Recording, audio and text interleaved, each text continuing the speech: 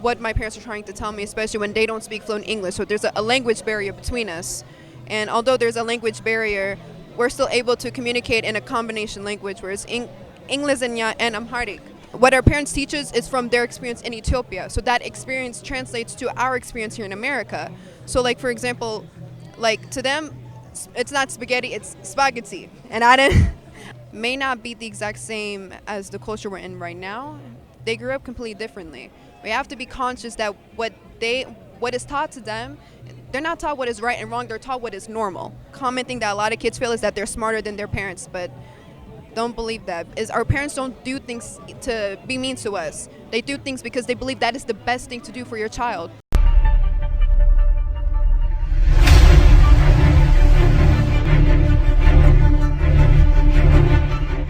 My name is Beatty Kifle. I'm from Nashville, Tennessee. I'm Simon Keifel from Nashville, Tennessee. Kifle. Or Kifle. Yes. Kifle. Kifle. We are brother and sister. I was born in LA. He was born in Tennessee. We live in Clarksville, Tennessee. Is there any last things you want to say? No, she said it all. Oh, love her. I love you. I love you. Differently is probably living in an area where it's majority white people. Nashville is very diverse. When you have your own Habesha community there, it feels like it's your own small Addis in an American city. But when you live in an area where there's not a lot of Habeshas, it can feel not lonely, but it's hard to learn and be a part of a culture that is not always around you. Like at home, our parents speak like half, like they mainly speak Amharic, but like that's how we understand, like to understand when people speak Amharic. But for us, like we predominantly speak English. Especially at home, it's a combined culture in itself that kind of has created its own culture. Like for example, when I was younger, I didn't know to me, when my parents talk to me, it doesn't feel like they have an accent. But I didn't know until when I was in 8th grade when another outsider was describing my mom to me and said that, oh, isn't she the one with brown hair and an accent? And I denied that because to me it does not feel like they have an accent. And it's because we have we combine the culture of both American and Ethiopian that has allowed us to learn from both while also still being able to compromise with where we are. Because although we're not as close with our Habesha community in Nashville, it feels like it's easier to combine the culture in order to make something new. Because when we did try to just only do Ethiopian culture, it was hard because I don't speak fluent Amharic, and it's hard to understand what my parents are trying to tell me, especially when they don't speak fluent English. So there's a language barrier between us. And although there's a language barrier, we're still able to communicate in a combination language, whereas English and Amharic. And with that, it creates its own language, its own adjectives, its own way of describing things that has allowed me to expand my own language within English and also Amharic. Although I'm not totally fluent in Amharic, I'm also not totally fluent in English. Because also you have to understand, although we're not within our Habesha community like in Nashville, everything our parents teach us is what we know. Although, yes, we are Americans, what our parents teach us is from their experience in Ethiopia. So that experience translates to our experience here in America. So like, for example, like to them, it's not spaghetti, it's spaghetti. And I didn't know it was called spaghetti until an outsider told me, another American. So it's also how we are raised and how we grow up. It's its own culture. And I would say, like, to highlight just the combination of it, kind of like it's a beautiful thing. Do you want to add anything? Oh, no, you said it all. How do you balance the expectations within that? I feel like also being secure in who you are, being secure in who you want to be. Although, like, if you're conscious at the fact that we are all byproducts of our environment, the same way how we're byproducts of our environment in a culture that's combined with American and Ethiopian.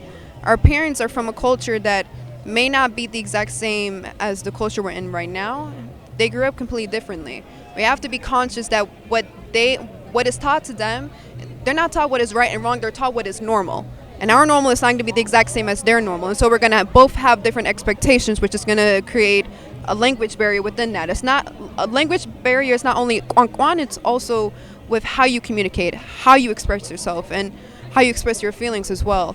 I feel like with how managing those expectations is just finding your own security in yourself, because you're not going to get that validation from your own community because they have a different view of what is an expectation, you know?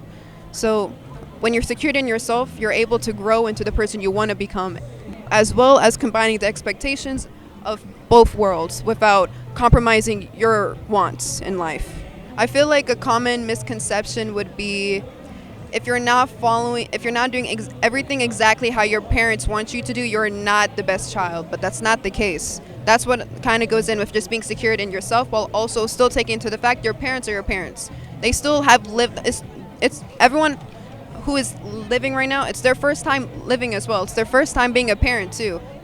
This is our first time doing everything, and I feel like with that miscommunication, our parents, although they're not from the same culture, they still know a lot of things that we may not know.